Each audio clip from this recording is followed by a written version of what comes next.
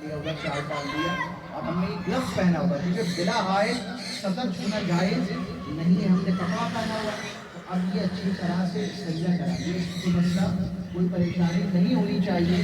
اچھی طرح سے ایک شخص پانی ڈالتا جائے گا اس طرف کھڑا ہو کے، ایک آدمی ذرا سا یہ اٹھا لے گا، ایک آدمی یہ اٹھا لے گا اور پانی ڈالتے جائیں گے۔ تو اس طرح جب استنجا کرا لیا اچھے طریقے سے تو آپ وہ گلوز اتار دیں گے، اور اتار کر کے جو ہو سکتا ہے اس میں نجاست لگی ہو تو ڈسٹ بن وغیرہ یا کسی شاپر وغیرہ میں ڈالیں گے، اپنا جہاں رکھیں گے اس جگہ کو بھی نجس کر دے گا۔ ٹھیک ہے، یہ احتیاط اس میں کرنی ہے۔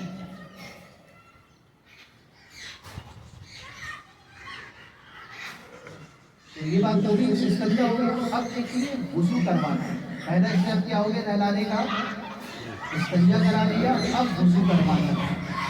اب آپ کہیں گے لیکن میں پانی کیسے ڈالیں، کلی کیسے کروائیں، ناک میں پانی کیسے چڑھائیں؟ تو یہ نہیں کرنا، آپ نے 4 اعضاء دھلوانے ہیں۔ چہرہ دھلوانا ہے۔ اب چہرہ دھلوانے کے لیے کیا ہے کہ چہرے پر پانی ایک ڈالتا جائے گا اور ایک شخص کیا ہلکے ہاتھ سے اس کے چہرے کو صاف کرتا جائے گا۔ تو یہ چہرہ دھل گیا۔ چہرہ دھلنے کے بعد ہاتھ کی طرف آئیں گے، پہلے سیدھا ہاتھ دھلوایا جائے گا جیسے دو لوگ پانی ڈالتے رہے، اور نرمی سے اس کو ایک شخص کیا ہے ہاتھ سے ڈالتا ہے۔ بیٹا ہو تو بہت اچھی بات ہے، جیسے مثال کے طور پہ اگر میں کسی غسل کرواؤں تو میں کوشش کرتا ہوں بیٹے وغیرہ کو آگے رکھ کے بیٹا ہاتھ ہلکے ہلکے سے پھیرتے رہو اور پانی ڈالتے رہو۔ پھر اسی طرح الٹا ہاتھ ہو جائے گا۔ اچھا، انگلیاں اچھی طریقے سے انگلیوں میں خلال کر کے ہلکا سا ہاتھ ڈال کر تاکہ انگلیاں وغیرہ کی جگہ پانی بہہ جائے، یہ کام کر لیا جائے گا۔ تیسرا کام سر کا مسا کرنا ہوتا ہے، آپ تازہ پانی لے کے چہرے پہ اس کے سر سے مسا کر لیں گے، تیسرا کام ہو جائے گا۔ اور پھر چوتھا کام کیا ہوگا کہ پہلے سیدھا پیر پھر الٹا پیر وہ انگلیوں میں خلال کرتے جائیں گے۔ تو یہ 4 کام ہو جائیں گے، یہ کیا وضو ہے۔ اب کیا ہے اس میں روئی موجود ہوتی ہے، آپ نے دیکھا ہوگا جو غسل کا سامان آتا ہے، کفن آتا ہے سارا اس کے لیے۔ اب روئی کو بھی پانی سے گیلا کر لیں اور دانتوں ہونٹوں پہ اور دانتوں پہ لگا دیں کہ کھلی ہو گئی سمجھ لیں کر کے۔ اسی طرح ناک وغیرہ بھی پوچھ لیں، نتنے وغیرہ، یہ کام ہو گیا۔ ہلکا سا ہاتھ سے لے کے کان میں بھی پانی لگانا ہے تو وہ لگا دیں، ایک آدمی کو تھوڑی سی۔ تو جب یہ کام ہو گیا، وضو ہو گیا، اب یہ کیجئے کہ بال اور داڑھی مبارک اگر ہے اس کی تو وہ دھلوا دیجیے اچھے طریقے سے۔ اس کے لیے صابن بھی استعمال کر سکتے ہیں، اس کے لیے شیمپو بھی استعمال کر سکتے ہیں، کوئی حرج نہیں ہے۔ اور آپ چاہیں تو ویسے بھی دھلوا سکتے ہیں، صابن ہوتا ہے صابن کر لیں، شیمپو ہے ساشے لے لیں اچھا سا، اس کا بال وغیرہ اور اس کی داڑھی وغیرہ، داڑھی مبارک اس کا دھلوا دیں، یہ کام کیجیے۔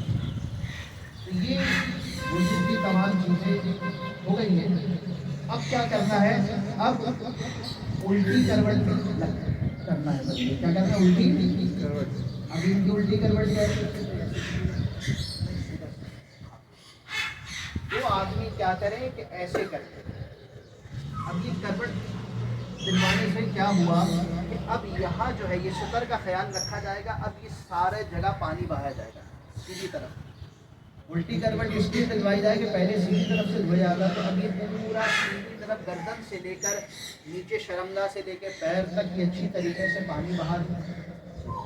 اب اس کے بعد یہ بہانے کے بعد آرام سے کیا کریں، پھر ان کو سیدھی کروٹ کریں۔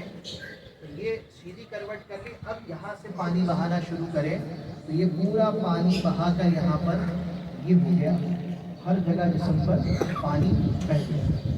اس کے بعد کیا کریں گے، اس کے بعد سیدھا کر دیں، ٹھیک ہو گیا۔ اب ایک اور کام کرنا ہوتا ہے بعد اوقات، ان کو تھوڑا سا اوپر کریں، تھوڑا سا سر سے نکل کر بٹھائیں، پورا نہیں بٹھانا، جتنا آرام سے وہ بیٹھ سکتا ہے، جیسے ذرا سا اور اوپر کریں اور پیٹ سے ذرا سا اور۔ اس سے کیا ہوتا ہے کہ جو کچھ نجاست اگر رہ بھی گئی ہے پھر پر وہ بھی باہر آ جاتی ہے۔ اگر ایسا ہے تو دوبارہ پانی بہا دیں سجدے کی جگہ، وہ بھی بہہ جائے گی، ٹھیک ہو گئی۔ یہ ہم نے کام کر لیا۔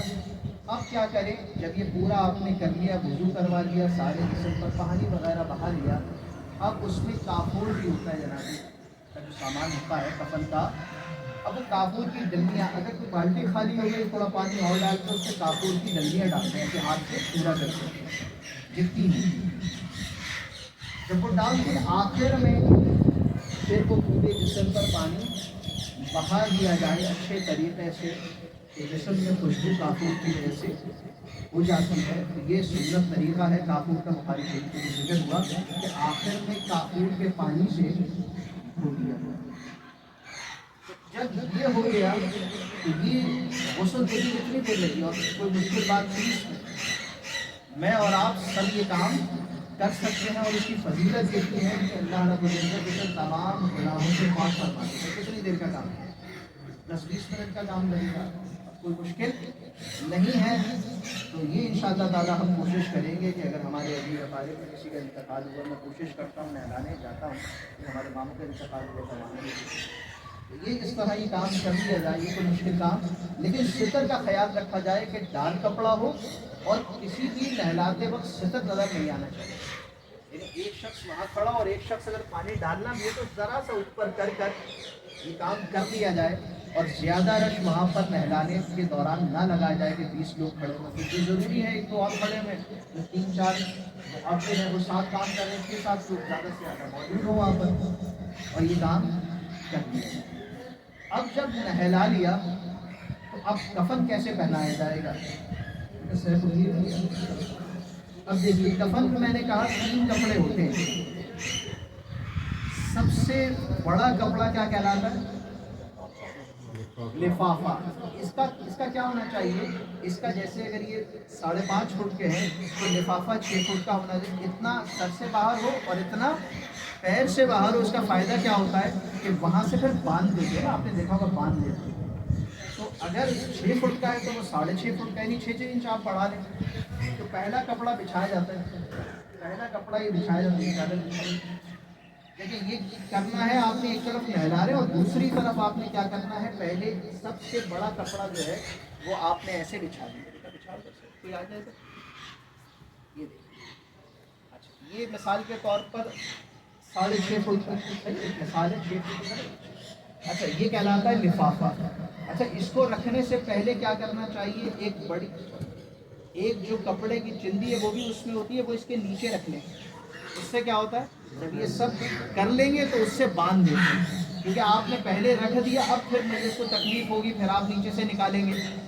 तो सबसे पहले वो जो पट्टी भी उसके साथ होती है वो इसके नीचे रख देंगे, ठीक है, ताकि जब ये इसके ऊपर लपेट दिया जाए तो उससे वो बांध दिया। ये कहलाता है लिफाफा। इसका क्या होना चाहिए, बंदे की सबसे बड़ी चादर जो होगी वो लिफाफा कहलाएगी, वो नीचे बिछा दी। अब उसके बाद इससे कम बड़ी चादर होती है, मिसाल के तौर पे 5.5 फुट का बंदा है तो ये 6 फुट की है, वो 5.5 फुट की है, दूसरी चादर बिछाई जाएगी।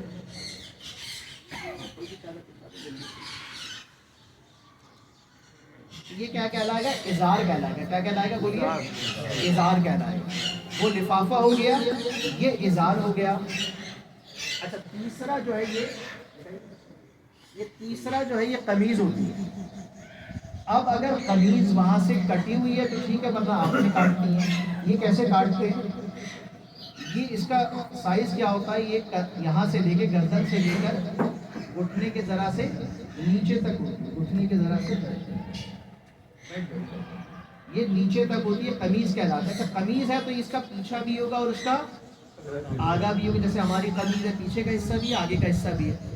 तो होता यह है कि अगर वो गला बना हुआ हो तो ठीक, वरना आप इसको डबल करेंगे। एक चादर को डबल करिए आपने, ताकि आगे भी हो और उसका पीछा भी हो। ये देखिए, ये आप कटी नहीं, ये आपने डबल चादर कर ली, ठीक है, आगे भी हो गया, पीछे भी हो गया। अच्छा, इसके बाद इसको फोल्ड करें। फोल्ड करने के बाद यहाँ कैंची से कट लगेगा। जैसे ही ज़रा सा कट लगा, अब इसके बाद सीधा करके इसको ऐसे कट लगा लें ताकि कंधा, ये जो कंधा है ये इधर भी कट लग जाएगा और उधर भी कट लग जाएगा। दोबारा बताऊँ, ये देखिए, ये डबल किया आपने, आगे पीछे इसको फोल्ड किया, सेंटर से ये कैंची से कट लगाया, कट लगा के सीधा किया यहाँ से, इसको कैंची चला इधर और इसको कैंची चला इधर, ताकि ये अंदर चले। अच्छा, जब ये चली गई, एक मिनट, अब ये देखिए, ये हिस्सा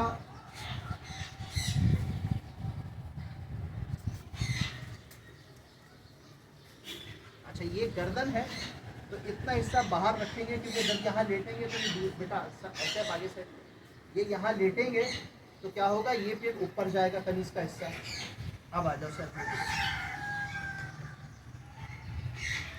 تھوڑا سا اور آگے. یہ دیکھیے یہ جو گردن ہم نے کاٹی تھی وہ یہاں آ جائے گی اور یہ حصہ پورا آگے تک چلا جائے گا. یہ تو ابھی یہاں تک گیا ہوگا. ٹھیک ہو گیا. تو یہ قمیض ہو گئی. یہ بنی بھی آتی ہے، نہیں آئی تو ہم ایسے بنا دیتے ہیں، اس کو مسئلہ نہیں. اب کیا کریں گے، اب اس کو پہلی چادر کو اور پھر دوسری جو نیچے لفافہ ہے اس کو پلٹیں گے. پہلے الٹی طرف سے پھر سیدھی طرف سے. سیدھی طرف سے بعد میں کیوں، سیدھی طرف پھر اوپر آ جائے گی. پہلے الٹی طرف سے پھر سیدھی طرف سے اور نیچے جو وہ پٹی ہم نے رکھی تھی سب سے نیچے اس سے اب اس کو باندھ دیں گے اور ادھر سے جو یہ زیادہ حصہ یہ باندھ دیا جائے گا اور ادھر سے یہ حصہ جو ہے یہ زیادہ باندھ دیا جائے گا. اور اس کے بعد یہ ہمارا کفن بھی ہو گیا الحمدللہ، غسل بھی ہو گیا. اور اس کے بعد ہم کیا کریں گے، میت کو آرام سے ڈوری وغیرہ میں جو ہمارے یہاں لائف ہے اس کے یہ آرام سے ڈوری جہاں بھی رکھی ہوگی وہاں سے پھر اس کو اٹھا دیں، وہاں رکھ دیا. یہاں تک اگر کسی کو بھی سوال ہو، کیونکہ ہمارے پاس 4-5 منٹ باقی ہیں. اس سنجے کے لیے مٹی کے ڈھیلے بھی استعمال کر سکتے ہیں.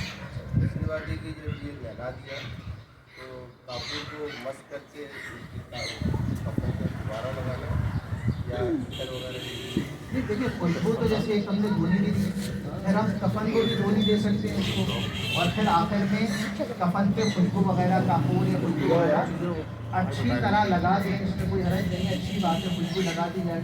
اور یہاں تک علماء نے ذکر کیا کہ جب کفن پہنا دیا جائے، اسے دے دیا جائے، ادھر توجہ کریں کہ سینے پر کلمہ شریف لکھ لیں ہاتھ سے اور پیشانی پہ بسم اللہ الرحمن الرحیم لکھ دیں. اور اسی طریقے سے اچھے کلمات آپ ہاتھ سے جی سے لکھ سکتے ہیں. بہت لوگ جو ہے پورے جسم پر صابن ملتے ہیں، تو اگر ایسا کر لیا جائے کہ صابن جیسے میں نے کہا نا سر اور داڑھی دھولیں تو صابن بھی لگانا تو چاہے تو کوئی حرج نہیں ہے، صابن لگائے جا سکتا ہے، کوئی اس میں حرج نہیں ہے. صابن لگا لیا تو کوئی ایسی بات نہیں. آپ نے جیسے بتایا کہ پہلے مطلب چہرہ اس کو دھونا ہے، پہلے تو ہاتھ دھوئے جاتے ہیں. اصل میں یہ سنت ہے، 4 پہلے فرائض ادا کر لیے. جب آپ بازو دھلوائیں گے تو ہاتھ دھل جائے گا جیسے غسل میں کرتے ہیں. اصل میں ہم تو اس لیے پہلے ہاتھ دھوتے ہیں وضو کے اندر کہ تاکہ جس ہاتھ سے ہم چہرہ دھوئیں پہلے وہ تو دھلا ہوا ہو، لیکن یہاں تو ہم دھلوا رہے ہیں اس کا، تو اس لیے یہاں ضروری نہیں ہے، وہ تو ہم دھلوا رہے ہیں نا اس کا. ہم تو اپنا ہاتھ اس لیے دھوتے ہیں کہ چہرہ پہلے مطلب وہ چہرہ دھو لیں، چہرہ دھو لیں، پھر بازو دھو لیں، پھر مسا کر لیں، پھر پیر کر لیں، تو یہ بات آرام سے ہو جاتی ہے. کیا کیا چیزیں افضل ہیں پڑھنا ملانے کے دوران، کیا کیا چیزیں افضل ہے پڑھنا ملانے کے دوران، کلمہ شہادت پڑھیں یا اصل میں یہ توجہ رہے کہ اکثر کوئی میرے علم میں تو نہیں ہے کہ وہاں پڑھتے کیا رہے ہیں، وہاں پڑھتے ہی نہیں ہے. ہاں کیونکہ کاموں سے کرتے اصل میں ستر اور یہ چیزیں معاملات ہیں نا، سارے نجاست کے معاملات بھی ہوتے ہیں، تو ظاہر ہے کہ گندگی نکلتی ہے. تو میرے علم میں نہیں کچھ پڑھا اس وقت چاہتا ہے. ہاں وہ میں نے کہا نا کہ پھر آہستہ سارا بدن جب نہلا لیا تو پوچھ دیا جائے گا. وغیرہ کر کے پھر آپ میرے سے پڑھ سکتے ہیں. اگر کھال نکل رہی ہے میت کی، جیسے بہت ہی بوڑھی شخص ہے، اگر آپ ہاتھ لگاتے ہیں تو پھر ہاتھ بھی نہ لگائے، صرف پانی بہا دیا جائے تاکہ کھال وغیرہ نہ نکلے. اس کی احتیاط کر سکتے ہیں. بلڈ نکل رہا ہو اگر دیکھیے ایک دفعہ آپ نے غسل دے دیا پھر بلڈ نکلتا رہے تو دوبارہ غسل دینے کی حاجت نہیں ہے. دوبارہ غسل دینے کی دوبارہ غسل دینے کی حاجت. سر بعض ٹھنڈ پہ جیسے وہاں جو غسل لیتے ہیں کسی کے ڈیڈ باڈی میں بلڈ نکل رہا ہے، پلاسٹک سے پیک کرنے کے بعد جو ہے نا سر وہ تو دیکھیں اس وجہ سے تاکہ تھوڑا سا عجیب نہ لگے دوسروں کو، ورنہ اس کے لگانے سے یا نہ لگانے سے کوئی فرق، تاکہ رک جائے بلڈ. کوئی ایسی چیز لگا دیتے ہیں کہ کہ وہ ایسا ہے، لیکن ہمارے ایسے بعض اوقات آپ نے نہلا لیا، پھر کچھ چیز آپ سے اجازت ظاہر ہوئی مثال کے طور پر، تو اس کا اعتبار نہیں ہے، آپ نے ایک دفعہ نہلا لیا اس کو کافی۔ اگر میت جیسے اسپتال سے آتے ہیں کہ پٹی وغیرہ بنی آرام سے اتر سکے تو اتار لیں، اور اگر نہیں اتر سکے تو کوئی حاجت اس کے اندر ضروری نہیں ہے۔ اگر خون وغیرہ پھر دوبارہ نکل آئے تو دوبارہ غسل دینے کی حاجت نہیں، جہاں سے نکلے پانی وہاں سے تھوڑا سا بہا دیا جائے تاکہ اس کی روئی وغیرہ رکھ دی جائے تاکہ وہ بالکل وہاں پر۔ بعض اوقات بتیسی بھی لگی ہوتی ہے، تو اگر بتیسی آرام سے نکل جائے تو نکال لینی چاہیے، لیکن اگر موئی نہیں کھل رہا تو پھر زیادہ زور زبردستی نہیں کرنی چاہیے، ویسے ہی غسل دے کر اس کی ویسی ہی تکفین ہو جائے گی۔ یہ تو اتار لیں، اگر چھلا وغیرہ ہے، اور ناخن وغیرہ بال جو بعض اوقات کنگا کر رہے ہیں، برش کر رہے ہیں، ناخن وغیرہ کاٹ رہے ہیں، ان سب کی کوئی حاجت نہیں ہے۔ جیسی حالت میں انتقال ہوا ویسے ہی آدمی کی تدفین ہوتی ہے۔ اور یہ جو ہم نے کفن پہنایا، اللہ کے رسول کیا ارشاد فرماتے ہیں کہ جس نے کسی میت کو کفن پہنایا تو اللہ عز و جل اسے سندس کا لباس یعنی جنت کا انتہائی نفیس ریشمی لباس اللہ تعالیٰ اس کو پہنائے گا۔ یہ کفن دینے کی فضیلت ہے۔ اللہ تعالیٰ ہمیں لوگوں کو غسل بھی دینا عطا فرمائے، کفن بھی دینا عطا فرمائے، اور جب ہمارا انتقال ہو تو اللہ کرے کہ ہمیں بھی ایک لوگ غسل دیں، ایک لوگ کفن دیں۔ اللہ اکبر۔ کوئی اور اگر کسی کا سوال ہے تو پھر پوچھ لیتے ہیں، ورنہ چلا مسئلہ اختتام کرتے ہیں۔ بھائی میرا کہنا یہ تھا کہ مختصر جو میں نے سیکھا ہے، یہ جو ہم کرتے ہیں کہ جی انتقال ہوا اور لے کے ان کو سینٹر پہنچائیں، ٹائمنگ جو بھی ہے اس سے اوائڈ کرے بندہ، حتی الامکان کوشش کرے کہ یہاں جو بھی وہ تو آپ جب یہ کرنے شروع کریں گے تو ایسے بندے آپ کو خود مل جائیں گے، ایک ساتھ لے لیں رہنمائی، اور باقی ہم ان کے ساتھ وہ آپ کو پروسیس بتا دیں گے، سب کچھ ہو جاتا ہے۔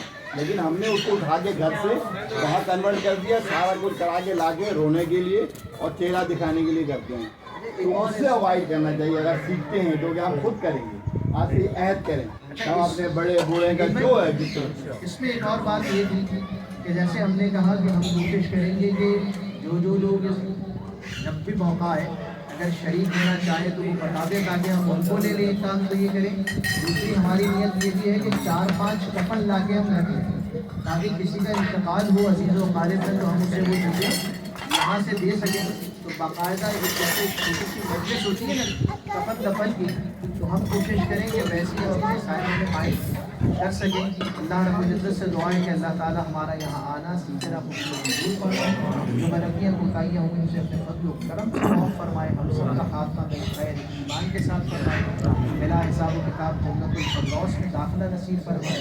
اللہ تعالیٰ ہم سب کا خاتمہ بالخیر ایمان کے ساتھ فرمائے، ہمارے نصیب صاحب کے گھر میں خیر و برکت کا نزول فرمائے، ہم سب کے گھروں میں خیر و برکت کا نزول فرمائے، نصیب صاحب کے والدین دوست اقارب عزیز و قرابہ سب کی اللہ تعالیٰ مغفرت فرمائے، ہم سب کے عزیزوں کی بھی اللہ تعالیٰ مغفرت فرمائے، جو بیمار ہے سب کو صحت کاملہ عطا فرمائے۔ ہمارے نبی صاحب کی اہلیہ بیمار ہیں اور ان کو خون کی ضرورت بھی پڑتی ہے، تو جو خون دینا چاہے یا کسی کا بچہ دینا چاہے تو وہ بھی رابطہ کر سکتا ہے، بیٹھے ہوئے نبی صاحب کی کارنر کے سیٹ پر بلڈ چینج ہوتا رہتا ہے، تو اللہ تعالیٰ سب کے لیے آسانی فرمائے۔ معراج بھائی کی صحت کاملہ عطا فرمائے، کزن کا آپریشن ہوا اللہ تعالیٰ انہیں بھی صحت کاملہ، جتنے لوگ کرسی میں بیٹھے ہیں سب کو مولا تو کھڑے ہو کر نماز پڑھنے والا بنا، صحت کاملہ عاجلہ عطا فرما، سب کی مشکلات کو آسان فرما۔ زاہدہ بیگم کی آج بچی اللہ تعالیٰ ان کی حسین مغفرت فرمائے، ہمارے والدین کی حسین مغفرت فرمائے۔ صلی اللہ تعالیٰ علی خیر خلقہ محمد وعلی آلہ واصحابہ اجمعین۔